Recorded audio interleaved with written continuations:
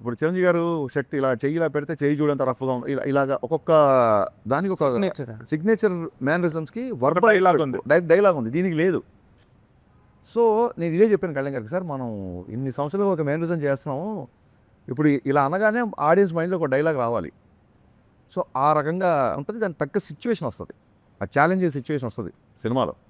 విలన్తో challenge చేసే సిచ్యువేషన్లో నేను తొడగొట్టకర్లా, నేను ఇలా అంటే చాలు, ఇది మా స్టైలు అని చెప్పడం. తొడగొట్టడం అంటే ఇక్కడ ఛాలెంజ్ చేయడం తప్ప లిటరల్గా తొడగొట్టడం అది కాదు. అదే సార్ ఇది చెప్పింది ఏంటంటే అది రియల్ లైఫ్ క్యారెక్టర్ని ఎస్టాబ్లిష్ చేసుకుంటూ వచ్చారు కదా దాంట్లో, అంటే ఆ సాంగ్లో.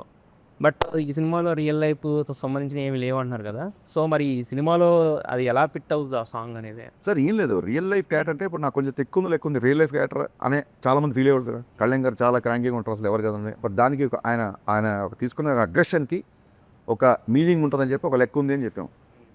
లెక్క అంటే మ్యాథమెటికల్ కాదు, తెలుగు పదం అది. ఆడొక అలా చేసాడంటే ఒక లెక్క ఉంది లేరా అంటాను, అంటే అతను ఒక అనాలిసిస్ అయినా వద్దాం.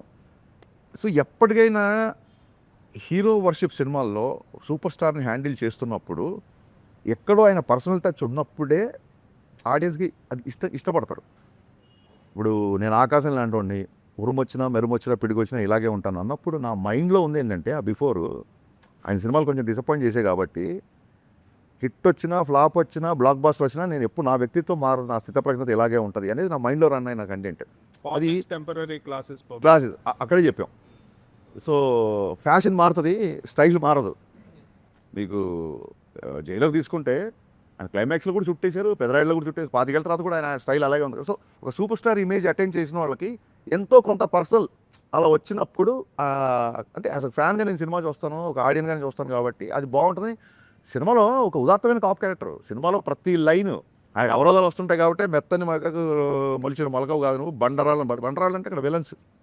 ఇలా ఎవ్రీ లైన్ సినిమాకు ఎంతో కొంత పర్సనల్ టచ్ ఇలా రెండు ఉంటుంది కాబట్టి రాసింది తప్ప కళ్యాణ్ గారిని పొగడాలనో లేకుంటే కళ్యాణ్ గారిని పొగడనో ఎజెండానో అలా కాదు కదా. అంటే ఇప్పుడు సినిమా రిలీజ్ ముందు రాసిన డైలాగు గ్లాస్ మీద నిందాకలు చెప్పారు కదా. సినిమా రిలీజ్ ఇప్పుడు ఎలక్షన్లో ఈ ఫినామినల్ సక్సెస్ హిస్టారికల్ విన్ కదా పవన్ కళ్యాణ్ గారిది, దాన్ని రిఫ్లెక్ట్ చేస్తూ తర్వాత ఇన్ కోర్స్ ఆఫ్ టైం లేదు అస్సలు అంటే అదేమి మీరు డిపెక్ట్ చేయాల ఆ సక్సెస్ ఎలక్టోరల్ విన్ లేదు అసలు. ఆయన అనుకున్నారు, సాధించారు, అయిపోయింది. మళ్ళీ సినిమా సరిగ్గా ఎంటర్టైన్మెంట్. నేను అదే చెప్పానండి, అంటే నాకు చాలామంది ఫ్రెండ్స్ ఉన్నారు, మిగతా పార్టీలో ఫ్రెండ్స్ కూడా. వాళ్ళు చాలా క్యూరియస్గా మెసేజ్ పెడుతుంటారు, ఎప్పుడు మా సినిమా ఎప్పుడు మెసేజ్ పెడుతుంటారు. నేను క్లియర్ కాన్వర్సేషన్ నేను, అరే మీరు మరి ఆయన పార్టీని మీరు ఇష్టపడరు కదా అన్నప్పుడు ఓట్లు అక్కడ సినిమా ఇక్కడ అని చెప్పాం. అది వాళ్ళ టేక్ అది.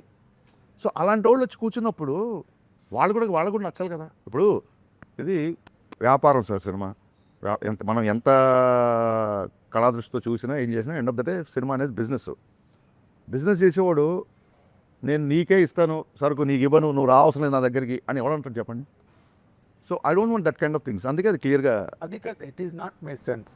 మిమ్మల్ని అడిగి ఆ అంత హ్యూజ్ ఫినామినల్ ఎలక్ట్రల్ విన్ మీద ఆ థియేటర్లో కూర్చొని సినిమా చూసేటప్పుడు ఫాలోవర్స్ కానీ అదర్వైజ్ పీపుల్ కానీ ఎవరికైనా పవన్ కళ్యాణ్ గారిని చూసినప్పుడు ఈ looks like a vector screen మీద చూసేటప్పుడు ఇంక దాన్ని ఎవరు మార్చలేరుగా. దాన్ని యాక్సెంచుయేట్ చేస్తూ లేకపోతే దాన్ని సిగ్నిఫై చేస్తూ ఏదైనా రాశారా అని అడిగాను. It does not mean that you should ఆయన పొలిటికల్ సక్సెస్ని గ్లోరిఫై చేసే డైలాగ్ సినిమాలో లేవు. క్లియర్గా మీరు అడిగిన question answer. OG Gabbar Singh cinema first వచ్చినప్పుడు సినిమాలో డ్యూయెట్లు కానీ పోలీస్ స్టేషన్లో అంతాక్షరి సీన్ చాలా ప్లస్ సినిమా గాడ్. ఈ సినిమాలో అలాంటి సీన్ ఏమైనా పెట్టారు? ఆ సినిమా కళ్యాణ్ గారు అప్పుడు ఖుషి తొలి ప్రేమ హిట్ ఉన్న మాస్ లెవెల్లో తీసుకున్న సినిమా గబ్బర్ సింగ్. ఆ సినిమాలో ఆయన డ్యూయెట్స్ కూడా చాలా బాగుంటాయి శృతి హాసన్ పేరుతో. ప్లస్ అదేవిధంగా antakshari scene, police station antakshari scene చాలా ప్లస్, అది చాలా హ్యూజ్ హిట్ సినిమాకి.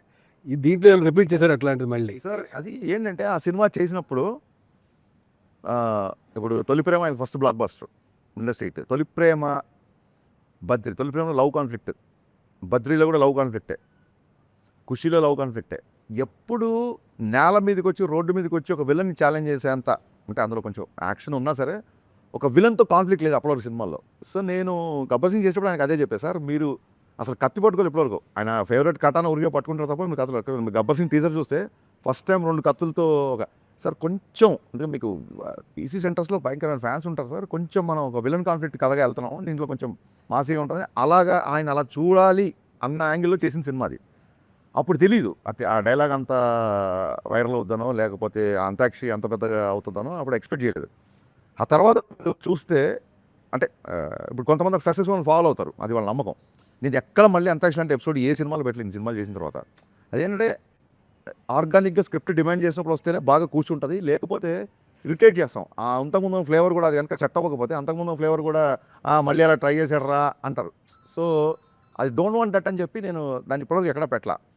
అంతాక్షరి కాదు కానీ ఆర్గానిక్గా, అంటే నేను చెప్పదలుచుకుంది ఏంటంటే ఇప్పటివరకు అలా ఫోర్స్డ్గా ఎప్పుడు పెట్టలేదు. ఆర్గానిక్గా దీంట్లో కళ్యాణ్ గారే చేసే ఒక ఎపిసోడ్ ఉంటుంది, రిపీట్ ఆడియన్స్ ఉంటుంది.